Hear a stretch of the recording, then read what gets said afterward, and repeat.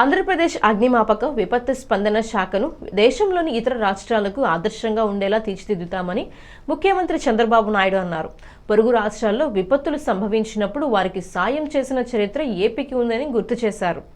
అగ్నిమాపక శాఖ ఆధునికీకరణ కోసం కేటాయించిన 15వ ఆర్థిక సంఘం నిధుల నుంచి 33.25 కోట్లతో కొనుగోలు చేసిన అత్యాధునిక వాహనాలు, బోట్లు, ఇతర రక్షణ పరికరాలను రాజధాని అమరావతి పరేడ్ మైదానంలో జరిగిన కార్యక్రమంలో జెండా ఊపి ప్రారంభించారు. సీఎం మాట్లాడుతూ ప్రజల ప్రాణాలు కాపాడటానికి ప్రథమ ప్రాధాన్యం ఇవ్వాలి. రాజధాని అమరావతితో పాటు ప్రధాన నగరాల్లో అత్యంత ఎత్తైన భవనాలు నిర్మాణం జరుగుతోంది.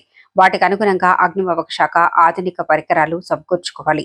కేంద్ర ప్రభుత్వ పథకాలు, రాష్ట్ర ప్రభుత్వ నిధులను సద్వినియోగం చేసుకుని శాఖను బలోపేతం చేయాలి అని అన్నారు. కార్యక్రమంలో రాష్ట్ర హోం విపత్తుల నిర్వహణ శాఖ మంత్రి వంగరపూడి అనిత, తాడికొండ ఎమ్మెల్యే శ్రవణ్ కుమార్, హోంశాఖ ముఖ్య కార్యదర్శి కుమార్ విశ్వజిత్, అగ్నిమాపక శాఖ డైరెక్టర్ జనరల్ పి వెంకటరమణ పాల్గొన్నారు.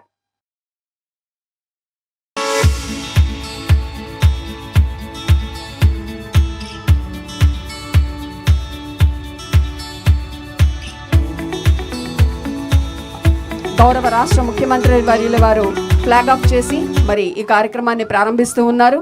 ముందుగా క్విక్ రెస్పాన్స్ వాహనాలు అవి ముందుకు కదులుతూ ఉన్నాయి. 40 క్విక్ రెస్పాన్స్ వాహనాలు ఈ సందర్భంగా తీసుకోవటం జరిగింది. అలాగే 25 అడ్వాన్స్డ్ వాటర్ టెండర్స్ అవి వెనుకనే ఫాలో అవుతూ ఉన్నాయి. 25 అడ్వాన్స్డ్ వాటర్ టెండర్స్ ఇప్పుడే వాటి యొక్క ప్రదర్శన కూడా ఇవ్వడం జరిగింది. అలాగే 50 inflatable rubber boards, 30 BS head compressors ఇవన్నీ కూడా కొనుగోలు చేయడం జరిగింది. 33.25 కోట్ల విలువైన వాహనాలన్నీ కూడా ఇప్పుడు తీసుకోవటం జరిగింది.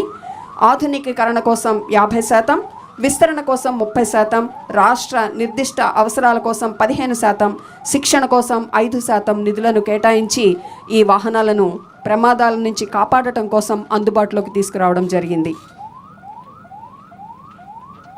దూరంగా మువ్వన్నెల జెండా ఆకాశంలోకి ఎగురుతూ ఉంది. అలాగే 3 రంగుల గాలి బుడగలు ఆకాశంలో స్వేచ్ఛా విహారం చేస్తూ ఉన్నాయి.